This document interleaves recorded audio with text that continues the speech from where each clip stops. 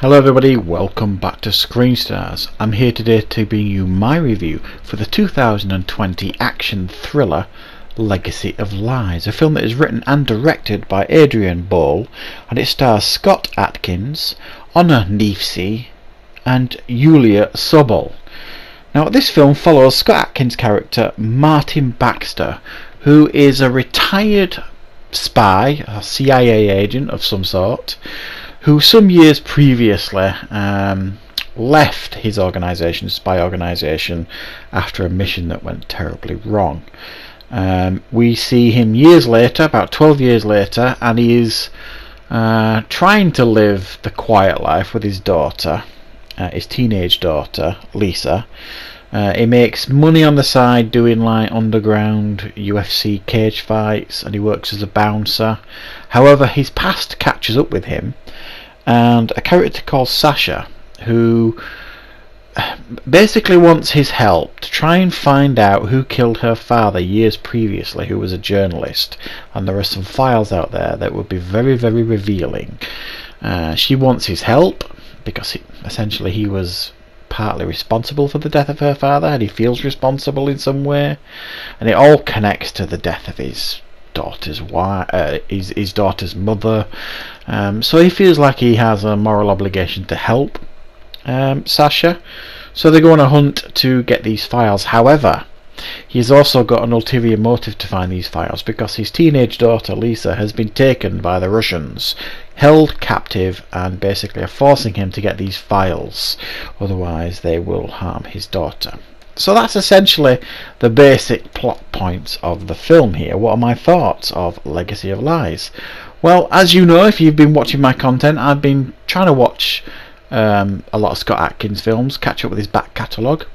Now this is a new release of Scott Adkins, and to be honest, it's alright. This film, it's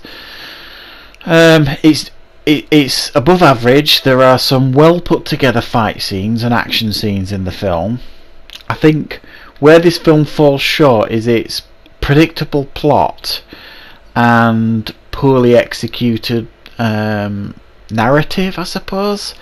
I mean, we're led to believe, if you like, that these files are really important. However, there's a shoddily put together first 5 minutes, 10 minutes of the film where we see him when he's working as like this agent, and it's hard to put anything into context really, even though it's clear that you see that it all goes wrong, this mission.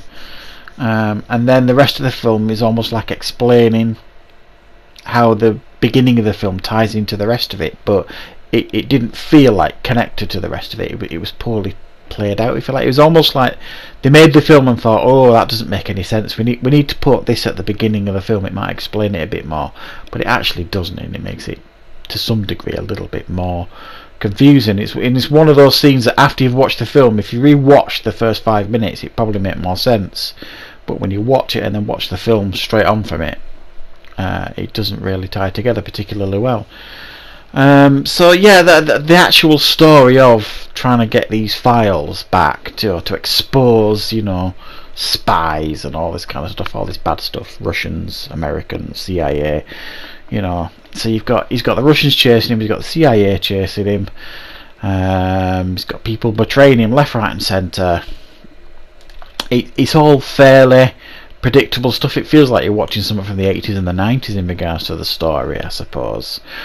But Scott Adkins is really very watchable in films, generally speaking. There's not many films that you watch him in where he doesn't kind of hold your attention. He's got some charisma about him. He's a really good action star, and those scenes, when you get them, he executes really well. He feels vulnerable in this film. He doesn't just walk over everybody with his martial arts, and in the action scenes he gets wounded and hurt many times, so you always feel like his character's vulnerable, which I always think is when action films work best. If you feel like the character's invincible, then you don't feel any threat really, and that's certainly not what you get here in this film.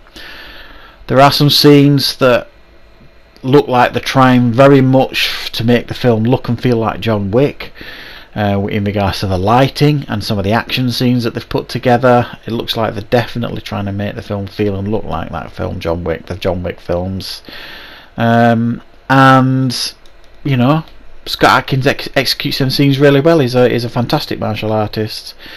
But you only get really a small handful of. I mean, you get like the cage fight thing at the beginning of the film, and then you get a really nicely put together fight later in the film, and some of the fights here and there. But it's not what you would describe as like a martial arts film. It's more like I say, an action thriller.